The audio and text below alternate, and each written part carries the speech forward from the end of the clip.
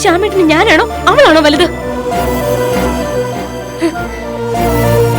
മറുപടി പറയാൻ വിഷമുണ്ടാവുമെന്ന് അറിയാഞ്ഞിട്ടല്ല, അവള് തന്നെയാണ് ശ്യാമേട്ടന് വലുതെന്നും അറിയാം. അത് ഇന്നലെ രാത്രി തന്നെ എനിക്ക് ബോധ്യപ്പെട്ടതാണല്ലോ. പക്ഷെ എനിക്കറിയേണ്ടത് അതല്ല. ശ്യാമേട്ടന് എന്നെ വേണോ അതോ അവളെ വേണോന്നാണ്. അവളെ മതിയെന്നാണ് മറുപടിയെങ്കിൽ ശ്യാമേട്ടന് ഒരുപക്ഷെ എന്നെ ഉപേക്ഷിക്കേണ്ടി വരും.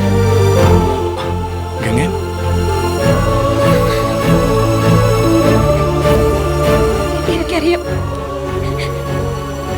ശ്യാമേട്ടൻ എന്നെ ഉപേക്ഷിക്കുള്ളൂന്ന് എനിക്ക് നന്നായിട്ട് അറിയാം. കാരണം ശ്യാമേട്ടന്റെ മനസ്സിൽ ഒരിക്കലും ഞാൻ ഉണ്ടായിരുന്നില്ലല്ലോ. നിനക്ക് എങ്ങനെയാ ഇങ്ങനെയൊക്കെ സംസാരിക്കാൻ കഴിയുന്നത്?